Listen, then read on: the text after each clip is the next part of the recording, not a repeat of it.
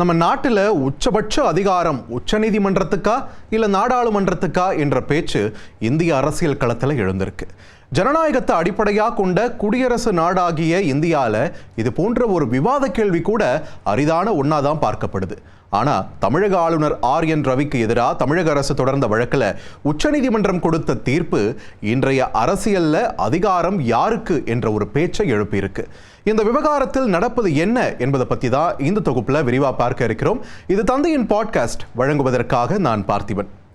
சட்டப்பேரவையில் நிறைவேற்றும் மசோதாக்களுக்கு ஆளுநர் RN ரவி ஒப்புதல் வழங்காததற்கு எதிராக தமிழக அரசு உச்சநீதிமன்றம் போச்சு.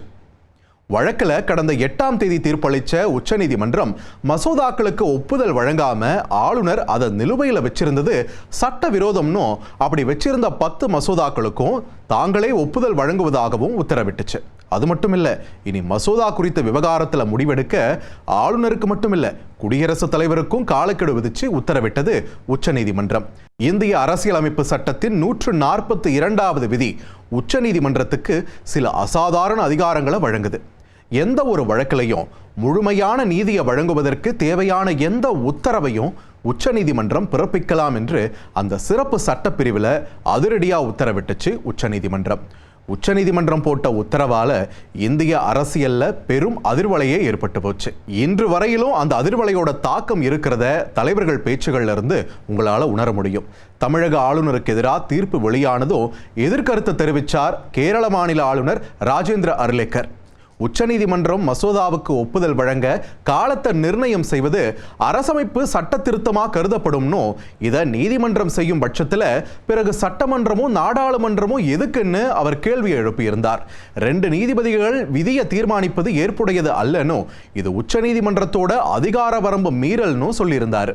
உச்சநீதிமன்ற தீர்ப்புக்கு எதிரான அவரோட கருத்துக்கு காங்கிரஸ் இடதுசாரிகள் தரப்புல இருந்து கடுமையான எதிர்ப்பும் தெரிவிக்கப்பட்டுச்சு. இதுக்கு அடுத்தபடியா துணை குடியரசுத் தலைவர் ஜெகதீப் தன்கர் கிட்ட இருந்து உச்சநீதிமன்ற தீர்ப்புக்கு எதிராக கருத்து வெளியாச்சு.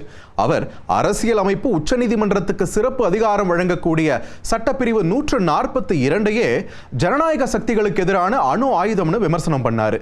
சட்டம் ஏற்றுதல் ஆட்சி செய்தல்னு சூப்பர் நாடாளுமன்றமா செயல்படும் நீதிபதிகளை கொண்டிருக்கிறோம்னு குடியரசுத் தலைவரை நீதிபதிகள் வழிநடத்தும் சூழ்நிலையை கொண்டிருக்க முடியாதுன்னு விமர்சிச்சார் ஜெகதீப் தன்கர். அது மட்டும் இல்ல, நீதிபதி வீட்டில் பணம் கைப்பற்றப்பட்ட விவகாரத்தை குறிப்பிட்டு தெரிவிச்சு ஜெகதீப் தன்கர் தெரிவித்த கருத்துகள் பெரும் அதிர்வலைகளையும் ஏற்படுத்துச்சு. இந்தியாவோட துணை குடியரசுத் தலைவராக இருக்கும் ஒருத்தர்கிட்ட இருந்து நீதித்துறை மீதான விமர்சனம் வந்தது பெரும் பேசு பொருளாச்சு. ஜெகதீப் தன்கர் கருத்துக்கு எதிர்க்கட்சிகள் தரப்புல கடும் எதிர்ப்பும் தெரிவிக்கப்பட்டுச்சு. ஆளுநர் விவகாரத்தில் உச்சநீதிமன்றம் வழங்கின தீர்ப்பு பல ஜனநாயக விரோத சக்திகளை நிலைகுலைய வச்சிருக்கிறத என்னால் புரிஞ்சு கொள்ள முடியுதுன்னு தமிழக முதலமைச்சர் MK ஸ்டாலின் எதிர்வினையாற்றி இருந்ததையும் நாம பார்த்தோம். உச்சநீதிமன்றத்துக்கு சிறப்பு அதிகாரம் வழங்கும் சட்டப்பிரிவு 142 குறித்த விவாதங்களும் இதன் பின்னர் தொடங்குச்சு. ஜெகதீப் தன்கர் பேச்சுக்கு எதிர்ப்பு தெரிவிச்சிருந்த மாநிலங்களவை MP கபில் சிபல் இது போன்ற மாநிலங்களவை தலைவரை நாம் பார்த்ததில்லைன்னு விமர்சனம் பண்ணார். இந்த மாதிரி விவாதம் போயிட்டு இருந்த வேளையில ஜார்க்கண்ட் மாநிலத்தைச் சேர்ந்த பாஜக MP நிஷிகாந்த் தூபே நாட்டில் மத ரீதியிலான போரை தூண்டுற விதத்தில் வரம்பு மீறி உச்சநீதிமன்றம் செயல்படுதுன்னு விமர்சனம் முன் வச்சிருந்தாரு. உச்சநீதிமன்றம் சட்டங்களை ஏற்றினால் நாடாளுமன்றத்தை மூடிடலாம், நீதிபதிகள் ஒருபோதும் சட்டம் ஏற்றும் நாடாளுமன்றவாதியாக முடியாதுன்னு இன்றைய சூழல்ல எதிர்ப்பை பதிவு செய்வது அவசியம்னு நிஷிகாந்த் தூபே சொன்னது இன்னொரு அதிர்வலையை ஏற்படுத்துச்சு. ஆனா அவரோட கருத்துல இருந்து பாஜக கொஞ்சம் விலகி நின்னதை நம்மளால பார்க்க முடிஞ்சது.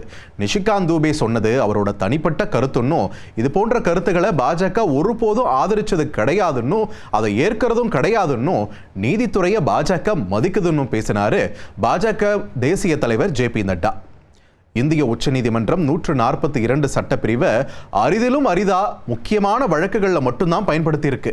நெடுஞ்சாலைகளை ஒட்டிய மதுக்கடைகளை மூடுறதுக்கு, அயோத்தி வழக்கில் தீர்ப்பு வழங்குறதுக்கு, பேரறிவாளனை விடுதலை செய்கிற வழக்குன்னு குறிப்பிட்ட முக்கிய வழக்குகளில் மட்டும்தான் பயன்படுத்தி இருக்கு உச்சநீதிமன்றம். இதை குறிப்பிட்டு பேசிய முன்னாள் நீதிபதிகள், சட்ட வல்லுநர்கள் உச்சநீதிமன்றம் அரசியலமைப்போட பாதுகாவலனாவே இருக்குதுன்னு கருத்துக்களை முன்வச்சாங்க.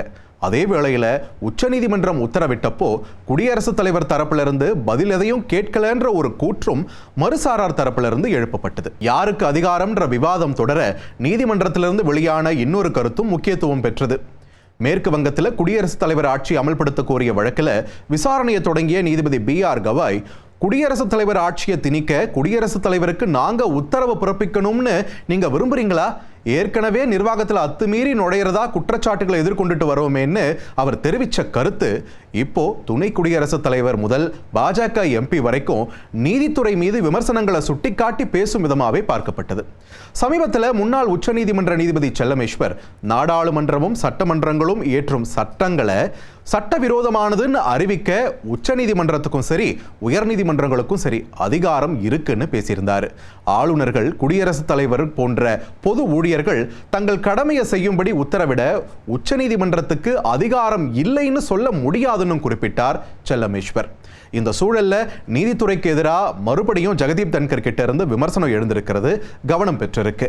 டெல்லி பல்கலைக்கழகத்தில் கலந்துரையாடல் நிகழ்ச்சியில் பேசின அவர், நாடாளுமன்றத்துக்கு மேலா எந்த ஒரு அதிகாரமும் அரசியலமைப்புல காட்சிப்படுத்தப்படலைன்னு பேசியிருக்காரு. நாடாளுமன்றம் தான் உச்ச நிலைன்னு அவர் குறிப்பிட்டிருக்காரு. அவரோட இந்த பேச்சுக்கு பதிலளிச்சிருக்கிறாரு மூத்த வழக்கறிஞர் கபில் சிபல். இந்திய நாடாளுமன்றத்துக்கோ இந்திய உச்சநீதிமன்றத்துக்கோ உச்சபட்ச அதிகாரம் என்பது இல்லை, இந்திய அரசியலமைப்புக்குத்தான் அந்த அதிகாரம் என்று சொல்லியிருக்காரு கபில் சிபல். அரசியலமைப்போட விதிகள் உச்சநீதிமன்றத்தால விளக்கப்படுகின்றன. இந்த நாடு இதுவரைக்கும் சட்டத்தை அப்படிதான் புரிஞ்சுக்கிட்டு இருக்குன்னு குறிப்பிட்டிருக்காரு கபில் சிபல். யாருக்கு அதிகாரம் என்ற விவாதம் சற்று ஓஞ்சதா பார்க்கப்பட்ட வேளையில மறுபடியும் ஜெகதீப் தன்கர் தெரிவித்த கருத்தால மீண்டும் விவாதம் வலுப்பெற்றிருக்கிறது இந்திய அரசியல் களத்துல. ஸோ இந்த விவகாரத்தை பொறுத்த வரைக்கும் தொடர்ந்து சர்ச்சை கருத்துக்கள் பகிரப்பட்டு வரும் நிலையில அடுத்து என்ன நடக்க இருக்கிறது என்ற ஆவலும் நம்மிடையே அதிகரித்திருக்கிறது. ஸோ பொறுத்திருந்து பார்க்கலாம்.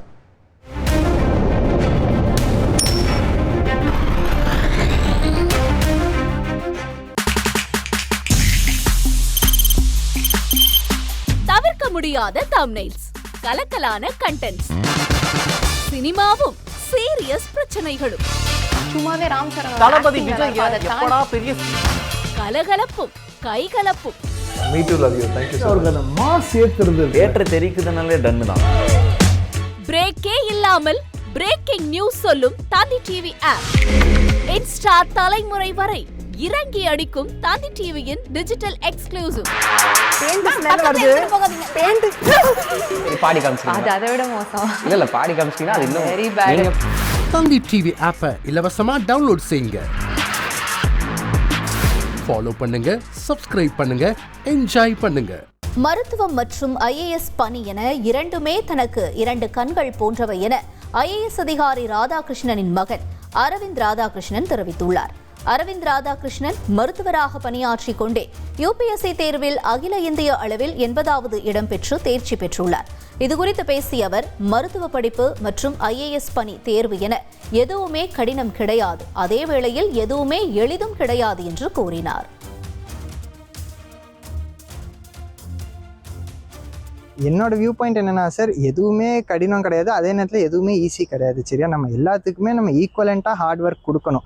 நான் மெடிசின் ஈஸி இல்லைன்னா UPSC ஈஸிங்கிறது நான் எதுவுமே சொல்லுவேன். அதே நேரத்தில் நம்ம நிறைய ஃபீல்ட்ஸ் இருக்குது, லா இருக்குது, சார்ட்டர்ட் அக்கௌண்டன்ட் இருக்குது, எக்கனாமிக்ஸ் இருக்குது, MSCs இருக்குது. ஸோ எல்லாமே அதோட இதில் டஃப் தாங்க. அதே நேரத்தில் நம்ம அதுக்கான தேவையான எஃபர்ட்டு, நேரம் அண்ட் நம்மளோட ஸ்ட்ராட்டஜி நம்ம கரெக்டாக பண்ணோன்னா எதுவுமே கஷ்டமும் இல்லைங்க. இது ரொம்பவே ஒரு கஷ்டமான கேள்விங்க. இது எப்படின்னா என்னோட இரு கண்கள் மாதிரி. ஏன்னா நான் மெடிசின்ங்கிறதுமே ரொம்ப பிடிச்சி தான் நான் ஜாயின் பண்ணியிருந்தேன். அதே மாதிரி நான் MD படிக்கணுங்கிறதுமே என்னோட விருப்பத்தில் நான் அதில் இன்னும் டீப்பராக படிக்கணும்னு நினச்சி தான் நான்